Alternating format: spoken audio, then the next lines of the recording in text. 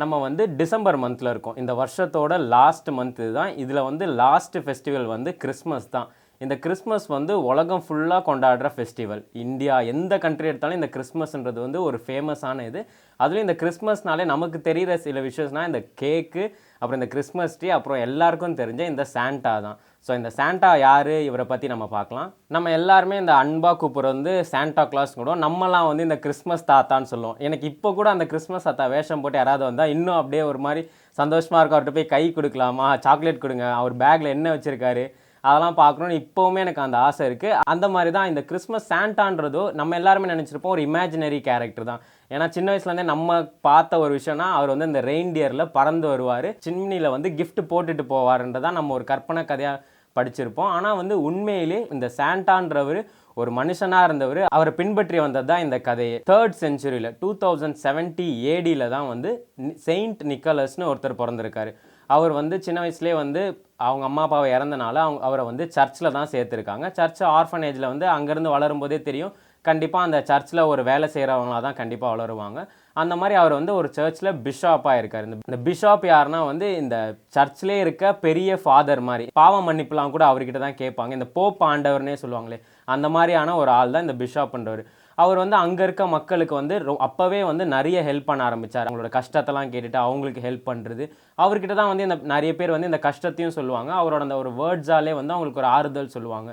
So அந்த மாதிரி இருக்கும்போது அவர் வந்து நிறைய ஹெல்ப் பண்ணியிருக்காரு. ஒரு வாட்டி என்ன ஆயிருக்குன்னா, ஒரு ஃபேமிலியில் ஒருத்தர் வந்து சொல்லியிருக்காரு, இந்த மாதிரி எனக்கு வந்து ரொம்ப கஷ்டமாக இருக்குது, எனக்கு 3 பசங்க இருக்காங்க, 3 பொம்பளை பசங்க இருக்காங்க. ஜெருசலமில் எப்படின்னா சின்ன வயசுலேயே கல்யாணம் பண்ணி கொடுத்துடணும், அந்த பொண்ணுங்களை அப்படி கல்யாணம் பண்ணி கொடுத்துலன்னா ப்ராஸ்டியூஷனில் வந்து சேர்த்துருவாங்க. ஸோ அவர் வந்து அந்த அப்பா வந்து இந்த கதையை அவர்கிட்ட சொன்ன உடனே இவருக்கு ரொம்ப கஷ்டமாக இவர் என்ன பண்ணியிருக்காருன்னா, அன்றைக்கி நைட்டு அவங்க வீட்டுக்கு போய் ஒரு பேக் ஒன்று வச்சுட்டு வந்திருக்காரு.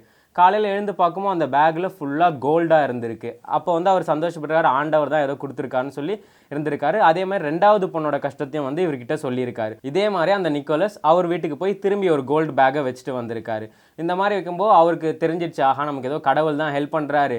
அந்த மாதிரி திரும்பி அந்த 3வது பொண்ணோட கஷ்டத்தையும் வந்து சொல்லும்போது அந்த அப்பா என்ன பண்ணியிருக்காருன்னா, இன்றைக்கி வந்து எப்படி நமக்கு சாமி ஒரு கிஃப்ட் கொடுக்கும், இந்த சாமி யார் நம்ம இன்றைக்கி பார்த்தே ஆகணும்னு நினைக்கும் போது தான் 3வது வாட்டிக்கும் அவர் வந்து வைக்கும்போது இவர் வந்திருக்காரு, இவங்க அப்பா வந்திருக்காரு. அப்போ இவர் என்ன பண்ணுறதுன்னு தெரியாமல் டக்குன்னு அந்த சிம்னிக்குள்ளே அந்த பேக்கை போட்டிருக்காரு. ஸோ அதுலேருந்து தான் அந்த ரூட்டே வந்திருக்கு. இந்த கிறிஸ்மஸ் தாத்தா வந்து சிம்னிக்குள்ளேருந்து வர விஷயம் வந்து இங்கேருந்து தான் ஃபாலோ இருக்குது. ஸோ அந்த அப்பா பார்த்துட்டார், இந்த நிக்கோலஸ் தான் இவ்வளோ நாளாக நமக்கு வந்து ஹெல்ப் பண்ணியிருக்காருன்னு.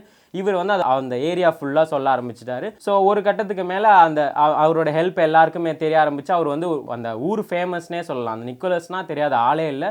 அந்த மாதிரி இருக்கும்போது அவர் ஒரு நாள் வந்து இறந்துடுறாரு. 18th century டிசம்பர் 6 அன்னைக்கு இறந்துடுறாரு. அவர் இறந்தாலும் அவர் ஃபாலோ பண்ணதை அவங்க இன்னும் மறக்காமல் அவரோட சமாதிக்கு போய் அந்த டிசம்பர் 6ஆம் தேதி அன்றைக்கி அவருக்கு ஒரு கிஃப்ட் கொடுக்கறது, இல்லை அவர்கிட்ட ஏதாவது வேண்டுறதுன்னு அந்த மாதிரி ஃபாலோ பண்ணிக்கிட்டே இருந்திருக்காங்க. அப்போ வரைக்குமே இந்த டச்சில் மட்டும்தான் இந்த நிக்கோலஸ் வந்து ஃபேமஸாக இருந்திருக்காரு. அந்த டிசம்பர் 6 நிக்கோலஸ் டேன்னு சொல்லி செலிப்ரேட் பண்ணியிருந்திருக்காங்க. ஸோ ஒரு காலகட்டத்துக்கு மேலே இந்த 18th centuryலாம் வந்து மக்கள் வந்து நாடை விட்டு நாடு வந்து மைக்ரேட் ஆரம்பிச்சிருக்காங்க. அப்போ சில பேர் டச்சஸ்லேருந்து நார்த் அமெரிக்கா, நியூயார்க் அந்த மாதிரி ரீஜன்ஸ்க்கு போனோம்னாலும் இவங்களோட கல்ச்சரை அவங்க ஃபாலோ பண்ணிட்டு இருக்காங்க. டிசம்பர் 6 வந்து எல்லாரும் செலிப்ரேட் பண்ணும்போது அங்கே இருக்க மக்களுக்குலாம் என்னது இது, இவங்க என்ன டிஃப்ரெண்ட்டாக ஏதோ கொண்டாடிட்டு இருக்காங்க, நம்ம கல்ச்சர் மாதிரியே இல்லைன்னு தெரிய வரும்போது தான் இவங்களுக்கு இந்த கதைலாம் புரிய வருது. இவங்களுக்கு இந்த கதைலாம் புரிய வரும்போது தான் சரி இது நல்லா இருக்கேன்னு சொல்லி இவங்க வந்து இதையும் செலிப்ரேட் பண்ண ஆரம்பிச்சிருக்காங்க. இது வந்து அந்த நார்த் அமெரிக்காலையும் நல்ல ஃபேமஸ் ஆகுது. இந்த மாதிரி ஒருத்தர் வருவார் நமக்கு கிஃப்ட் கொடுப்பாருன்ற மாதிரி அவங்களுக்குள்ள ஒரு பேச்சு வந்து நிறைய பேர் இந்த மாதிரி கிறிஸ்மஸ் தாத்தா மாதிரி ஆக ஆரம்பிச்சிட்டாங்க. ஆனால் ஃபஸ்ட்டு எப்போ இந்த மாதிரி கிறிஸ்மஸ் தாத்தான்னு ஒரு உருவம் வராருன்னா 1809 ஒரு பப்ளிஷர் ரிலீஸ் பண்ணுறாரு, வாஷிங்டன் ஐவிங்னு. அவர் வந்து ஒரு புக்கில் போடுறாரு, ஹிஸ்ட்ரி ஆஃப் நியூயார்க் அப்படின்னு. அந்த புக்கில் தான் ஃபஸ்ட்டு இந்த கிறிஸ்மஸ் தாத்தாக்கு ஒரு உருவம் கொடுக்குறாரு.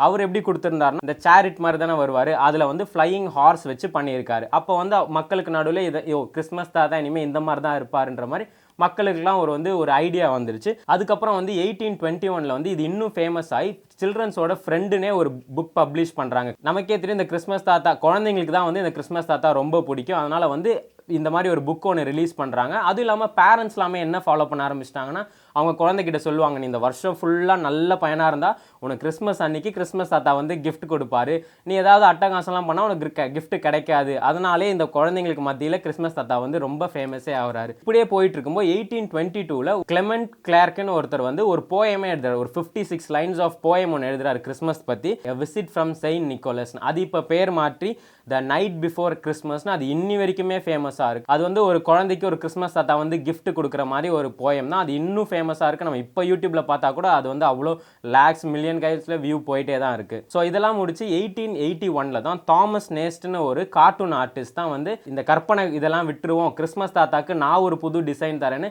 அவர் தான் வந்து இப்போ நம்ம பார்க்குற இந்த கிறிஸ்மஸ் தாத்தானாலே ஒரு குண்டா நல்ல ஒயிட் தாடி வச்சுட்டு ரெட் ட்ரெஸ் போட்டு தொப்பி வச்சுக்கிட்டு அந்த ஒரு உருவத்தையே வந்து இந்த தாமஸ் நேஸ்ட்ன்றவர் தான் வரைகிறார். அது வந்து பட்டி தொட்டி இடத்துல எல்லாத்துலேயும் ஃபேமஸ் ஆகுது. இதை வச்சு கொக்கோ கோலா கம்பெனி ஒரு பிஸ்னஸே பண்ணிட்டாங்க. கொக்கோ கோலா 1931 பார்த்தா ஃபுல்லாகவே கிறிஸ்மஸ் தாத்தா கோக் குடிக்கிற மாதிரி தான் ஆடு. இந்த சூப்பர் மால்லாம் பார்த்தா கிறிஸ்மஸ் தாத்தா பொம்மை கையில் கோக்கு அப்படின்னு கொக்கோ கோலா வந்து நல்லா பிராண்டிங் பண்ணிட்டாங்க கிறிஸ்மஸ் தாத்தா வச்சு. அது இல்லாமல் அவரோட கலரும் red and white, Coca கலரும் ரெட் அண்ட் ஒயிட், உடனே கொக்கோ கோலா குடிச்சு தான் கிறிஸ்மஸ் தாத்தா அப்படி ஆனார். அந்த மாதிரி அவங்க ஒரு பிஸ்னஸ் ஸ்ட்ராட்டஜி வச்சு அவங்க நல்லா இருக்காங்க. இன்னி வரைக்குமே கொக்கோ கோலா அந்த கலர்ஸை மாற்றாமல் ரெட் அண்ட் ஒயிட்டில் தான் இன்னி வரைக்குமே அவங்க மெயின்டைன் பண்ணுறாங்க. ஸோ 1990 பார்த்தா கிறிஸ்மஸ் தாத்தாவே 2 வெர்ஷன்ஸில் கொண்டாட ஆரம்பிச்சிட்டாங்க. நார்த் அமெரிக்காவில் வந்து நம்ம இப்போலாம் பார்த்துட்டு இருக்க மாதிரி கொண்டாடுறாங்க. டச்சஸில் வந்து அவங்க பழைய ஸ்டைல் எப்படி கொண்டாடி இருந்தாங்களோ அந்த மாதிரி தான் இன்னுமே கொண்டாடிக்கிட்டு இருக்காங்க. ஸோ இப்படி தான் வந்து அந்த செயின்ட் நிக்கோலஸ்ன்றவர் சாண்டாவாக மாறின கதையே இருக்குது. அது இல்லாமல் இந்த கிறிஸ்மஸ் தாத்தா வந்து நம்ம படத்தில் பார்த்த வரைக்குமே இந்த சிம்னியில் வர மாதிரி தான் ஒரு மேட்ரு காமிச்சிருக்காங்க. அது வந்து உண்மையிலே அவர் அந்த சிம்னியில் போட்டனால தான் அந்த கதையே வந்திருக்குன்னு கேட்கும்போது தான் எனக்கே ஆச்சரியமாக இருக்குது. ஏன்னா நம்ம இன்னி வரைக்குமே ஏமாந்துட்டு இருக்கோம். இந்த மாதிரி கிறிஸ்மஸ் ட்ரீக்கில் வச்சுட்டு இந்த கிஃப்ட்ஸ்லாம் வச்சுக்கிட்டு வேண்டிகிட்டு இருந்தால் வரணும். ஆனால் நம்மலாம் ஃபாலோ பண்ணல. இந்த ஹாலிவுட் மூவிஸ்லாம் பார்த்தா இன்னும் வந்துட்டு ப்ளீஸ் சாண்டான்னு சொல்லி லெட்டர் எழுதி வச்சுட்டு தூங்குவாங்க. பார்த்தா அவங்க அப்பா தான் வாங்கிட்டு வந்து அந்த ஸ்டாக்கிங்ஸில் போட்டு வைக்கிற மாதிரிலாம் இன்னும் அந்த ட்ரெடிஷன் அவங்ககிட்ட ஃபாலோ ஆகிட்டே தான் இருக்குது. அது இல்லாமல் இந்த கிறிஸ்மஸ்ன்றது ஒரு வேர்ல்டு வைடாக செலிப்ரேட் பண்ணுற ஒரு ஃபெஸ்டிவல்னே சொல்லலாம். ஏன்னா இந்தியாவில் நம்ம ஃபாலோ பண்ணுறோம். அது இல்லாமல் இந்தியாவில் ஒரு லீவே விடுறாங்க. அந்த கிறிஸ்மஸ்க்கான லீவுன்னு சொல்லி கவர்மெண்ட்டே ஒரு லீவ் அனௌன்ஸ் பண்ணியிருக்காங்க. சில பேர் இன்னுமே அந்த கிறிஸ்மஸ் தாத்தா வந்து ஒரு கற்பனை கேரக்டராக இருக்காங்க. அவங்க வந்து நார்த் போலில் வந்து அவங்க ஒய்ஃபோடு இருந்து நம்ம எழுதுகிற லெட்டர்ஸ்லாம் படிச்சுக்கிட்டு நமக்கான பொம்மையெல்லாம் அவர் செஞ்சிட்ருக்காருன்னு இன்னும் சில பேர் நம்புகிறவங்க நம்பிகிட்டே தான் இருக்காங்க. அது இல்லாமல் அந்த நிக்கோலஸ்ன்றவரோட அந்த சமாதியில் போய் இன்னும் நிறைய பேர் வேண்டிகிட்டு இருக்காங்க. அவர் பேர்லேயே வந்து நிறைய சர்ச்சஸும் வந்துட்டுருக்கு. ஸோ இதுதான் வந்து அந்த நிக்கோலஸ்ன்றவர் கிறிஸ்மஸ் தாத்தா அந்த நமக்கு தெரிஞ்ச சாண்டா கிளாஸாக மாறின கதை. ஸோ அது இல்லாமல் நம்ம இந்த வீடியோ வந்து இன்றைக்கி கிறிஸ்மஸ் அன்றைக்கி தான் ரிலீஸ் பண்ணியிருக்கோம். ஸோ நிறைய பேருக்கு யார் சாண்டான்னு தெரிஞ்சால் இந்த வீடியோ மூலமாக தெரிஞ்சிருக்கும். அப்புறம் நம்ம ஃபாலோவர்ஸ், சப்ஸ்கிரைபர்ஸ் எல்லாருக்கும் நம்மளோட ஒரு மேரி கிறிஸ்மஸையும் சொல்லிக்கலாம். எல்லாருக்கும் ஹாப்பி கிறிஸ்மஸ்.